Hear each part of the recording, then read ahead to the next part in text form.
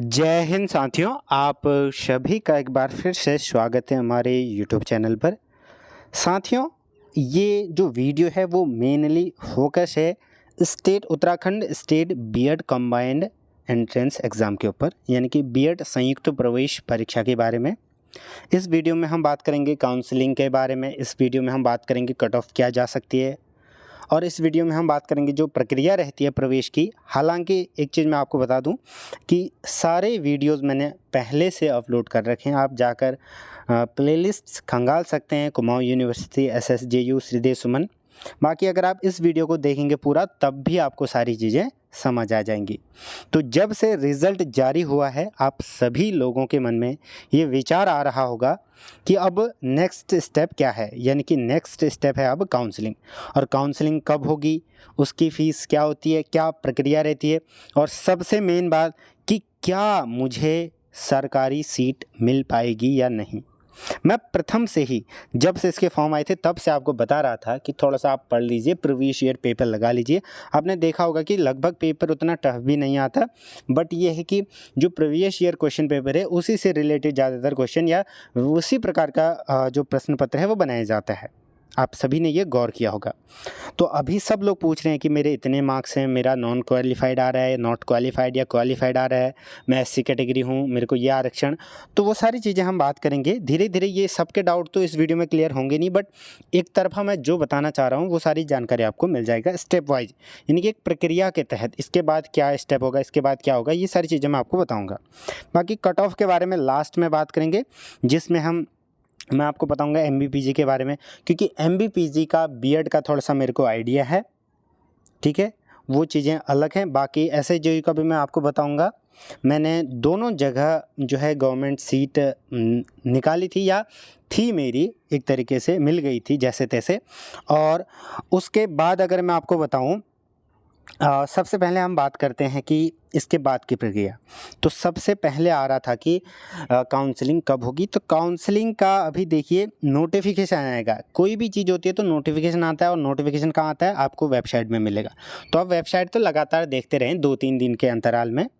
और बाकी आपको यूट्यूब चैनल के माध्यम से टेलीग्राम, व्हाट्सएप ग्रुप भी हमने बना रखा है, तो आप वहाँ पर भी जुड़ सकते हैं। ये स्वैच्छिक है, यानी कि अगर आपकी इच्छा है तो आप तब जुड़ सकते हैं, अदरवाइज़ नॉट वेरी कंपलसरी, यानी कि कोई कंपल्सन वहाँ पर नहीं है।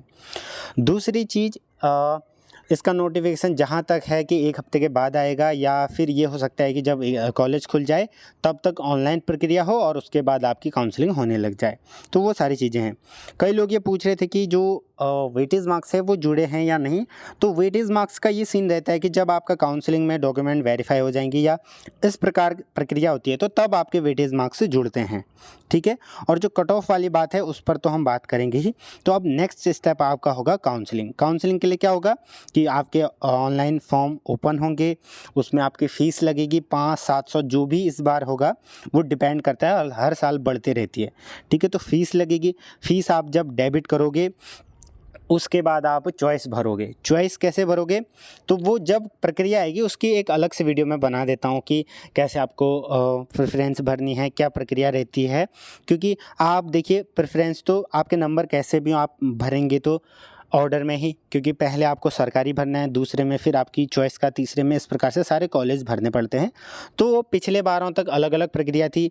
जैसे SSJU का ऑफलाइन काउंसलिंग होता था, बाकी कुमाऊं यूनिवर्सिटी का ऑनलाइन, ऐसे श्रीदेव सुमन का ऑनलाइन। तो इस बार भी जहाँ तक है ऑनलाइन काउंसलिंग होगा।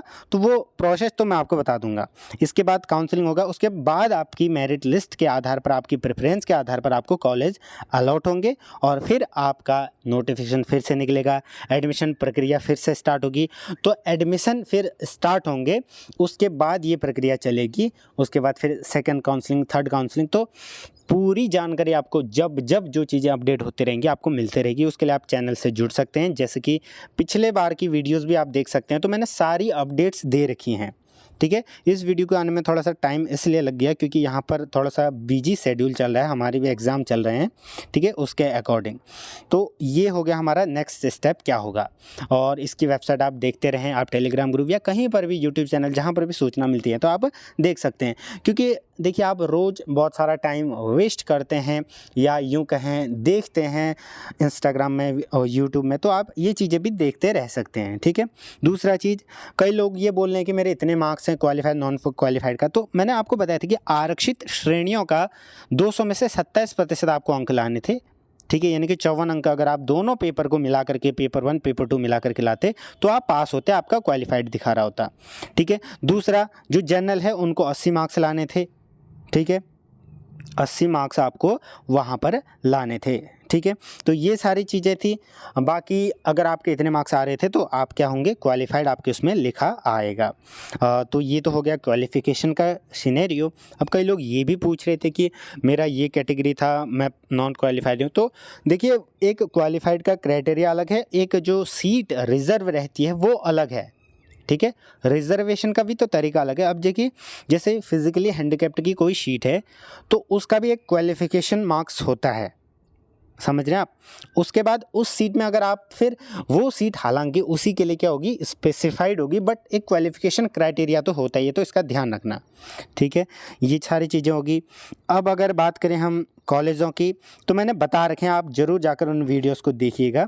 श्रीदेव सुमन कुमाऊं और SSJU अलग अलग प्लेलिस्ट बनी हुई हैं कि सरकारी कॉलेज क्या क्या हैं, फ़ीस कितनी लगती है, तो फ़ीस के बारे में भी मैंने वीडियोस बना रखी हैं। सरकारी कॉलेज कौन कौन हैं उन पर भी बना रखी हैं, और साथ ही साथ पिछले बारों की मेरिट लिस्ट। अब वीडियो थोड़ा सा आपको संघर्ष तो करना पड़ेगा, हालांकि कोई फ़ायदा नहीं होता है मेरिट लिस्ट का। क्यों, इसका मैं आपको बताता हूँ। पहले अलग अलग यूनिवर्सिटीज़ का होता था, अब इस बार तीनों का है। पहला कारण तो यही है कि तो सटीकता से कोई नहीं बता सकता, क्योंकि 1-2 हफ्ते तो इन्हीं को लग जाते हैं मेरिट बनाने में, तो हम क्या बता पाएंगे, यानी कि यूट्यूबर क्या कट ऑफ बताएगा कि इतने में हो गया या नहीं। कई कमेंट आते हैं कि सर मेरे 50 नंबर हैं या मेरे 105, 10, 20, 30, 40 नंबर है, मेरा हो पाएगा या नहीं। तो ये मैं एक मोटा मोटा अगर आपको बता दूं, MBPG का मेरे को आइडिया है, तो MBPG में लगभग फर्स्ट काउंसलिंग में 125-30 से ऊपर ही जाती है, ठीक है। 125-30 से ऊपर कट ऑफ जाती है, और कई बार ये कट ऑफ साइंस वालों के लिए तो 140-45 भी पहुंच जाती है, ठीक है। आप क्या करना, टेलीग्राम ग्रुप या व्हाट्सएप में मैं एक पोल डाल दूंगा, उसमें वोट करना। उसमें आप अपने मार्क्स, जो एक्चुअल मार्क्स हैं, कोशिश करना कि एक्चुअल मार्क्स आप वहां पर बताएं। तो उस पोल के अकॉर्डिंग हम थोड़ा सा एक वीडियो इसके बाद और बनाएंगे, जिसमें कट ऑफ के बारे में विशेष रूप से बात करेंगे। तो यहाँ पर आप देख सकते हैं मेरिट लिस्ट SSJU की है, ठीक है। तो इस प्रकार से मेरिट लिस्ट जाती है। बाकी SSJU अल्मोड़ा, पिथौरागढ़, यहाँ पर भी थोड़ा सा कट ऑफ हाई रहती है, but in comparison Haldwani, Nainital से थोड़ा कम रहती है। बाकी श्रीदेव सुमन का भी ऐसे ही है, वहाँ भी कट ऑफ हाई जाती थी। तो इस बार क्योंकि तीनों यूनिवर्सिटी का कंबाइन एंट्रेंस है, तो ये कहना मुश्किल होगा कि इतनी ही कट ऑफ जाएगी। वैसे तो एक यूनिवर्सिटी का होगा तब भी मुश्किल होता। तो ये सारी चीज़ें हैं। बाकी आपके कमेंट्स, जो जेन्युइन कमेंट्स हैं, उनको आप कमेंट में कीजिएगा। अब आप ये कमेंट करेंगे कि मेरे 105 नंबर है, मेरा होगा या नहीं, तो मैं कंफर्म तो नहीं बता सकता, बट बहुत सारी चीज़ें होती है ना। एक तो होता है कि हम जो बिटरनेस है ट्रूथ की, उसको भी जानें, ठीक है। क्योंकि जो कट ऑफ है वो थोड़ा सा ज़्यादा ही जाती है पहली काउंसलिंग में। अब कई बार ये होता है कि जैसे मैंने बोल दिया 135 कट ऑफ जाती है मैक्सिमम। कई बार क्या होता है कि शीट या फिर सेकंड थर्ड काउंसलिंग में 115 या 110 वाले को भी मिल जाएगा, तो फिर आप कहेंगे कि 110 कट ऑफ गई थी। तो ये बात नहीं है, हम इसको मानकर चलते हैं कि पहली काउंसलिंग में क्या कट ऑफ जाएगी। उसके बाद सेकेंड थर्ड में तो फिर ये होता है कि जो लगे रहेगा या जो सीट खाली होगी तो वहाँ पर कम में भी आपको मिल जाएगा। हो सकता है कि किसी को 90-95 में भी मिल जाए, ठीक है। तो ये डिपेंड करता है आपकी कैटेगरी पर, आपके आपके जो प्रेफरेंस के ऑर्डर पर और आपके किस्मत पर भी। दूसरी चीज़, साइंस वालों की कट ऑफ थोड़ा सा ज़्यादा जाती है, और कई बार ये होता है कि पिछले सालों के पेपर में रीजनिंग ज़्यादा पूछ दी थी, तो साइंस वालों की कट ऑफ वैसे ही हाई चली गई थी, ठीक है। इस बार पेपर ठीक ठाक था, तो कट ऑफ भी ठीक ठाक रहेगी, ठीक है। तो इसके लिए मैं एक पोल आपको क्रिएट करवा दूंगा। बाकी लगभग महत्वपूर्ण बातें हमने बता दी। इसके बाद का मैंने आपको बता दिया कि एक नोटिस आएगा, उसके थ्रू आपकी काउंसलिंग होगी, उसमें आपको फ़ीस देनी पड़ेगी 500, 700, 800 जो भी यूनिवर्सिटी डिसाइड करेगी। उसके बाद फिर प्रक्रिया रहेगी आपके डॉक्यूमेंट वेरिफिकेशन की। वो सारी चीज़ इस बार पता लगेंगी कि कैसे होता है ये चीज़। फिर एडमिशन प्रक्रिया, क्या क्या इंपॉर्टेंट डॉक्यूमेंट चाहिए होते हैं, वो मैं आपको बता दूंगा जैसे ही होगा। बाकी वैसे मैंने पिछले सालों की वीडियोज़ में बता रखा है, तो आप वहाँ पर जाकर देख सकते हैं। दूसरी चीज़, मैंने ग्रुपों के बारे में बता दिया। लगभग मोटी मोटी बातें मैंने लगभग बता ही दी हैं शायद।